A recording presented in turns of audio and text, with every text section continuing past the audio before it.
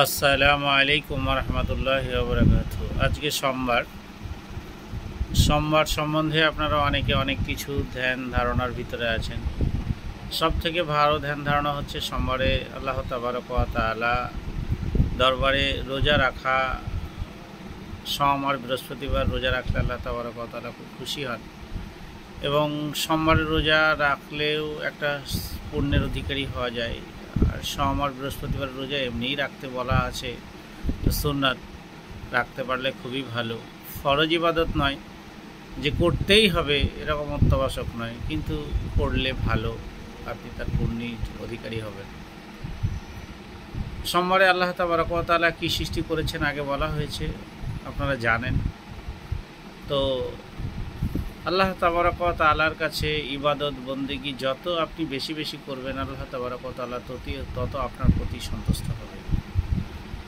আল্লাহ তাবারক ওয়া তাআলার কাছে সারা বিশ্বের মুসলমানের জন্য আবেদন রাখছি, সারা বিশ্বের মুসলমানদেরকে আল্লাহ শান্তিতে রাখুক, এবং সেই সঙ্গে সারা পৃথিবীর সমস্ত জাতিকেও আল্লাহ শান্তিতে রাখুক।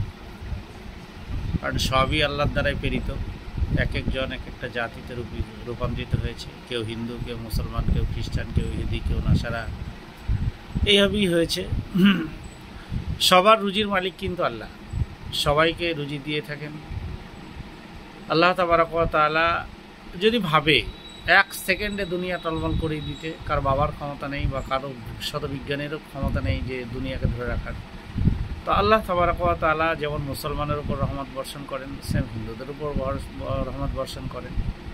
যদি বলেন কেন, কিভাবে, তাহলে আপনি মুসলমান হয়ে খেতে পাচ্ছেন, হিন্দুরা কি খেতে পাচ্ছে না? ইহুদিরা কি খেতে পাচ্ছে না? নাসারা কি খেতে পাচ্ছে না? আপনার টাকা পয়সা আছে, হিন্দুদের কি টাকা পয়সা নেই?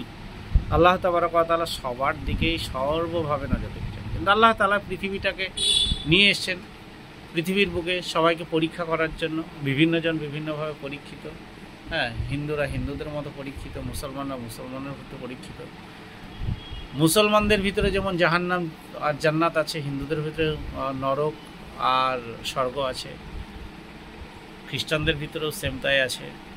তা সোমবার আল্লাহর কাছে বেশি বেশি করে ইবাদত বন্দেগী করুন। তাছাড়াও রবিউল আওয়াল মাসে আমাদের প্রিয় নবী হযরত মুহাম্মদ সাল্লাল্লাহু আলাইহি ওয়াসাল্লাম সোমবারই জন্মগ্রহণ করেন, ওই জন্য অনেকে সোমবারে রোজা রাখেন। সোমবার আর বৃহস্পতিবার রোজা রাখলে রোজা রাখার ফজিলত আছে, আপনারা চেষ্টা করুন, আল্লাহ আপনার এর প্রতিদান দেবে। আসসালামু আলাইকুম।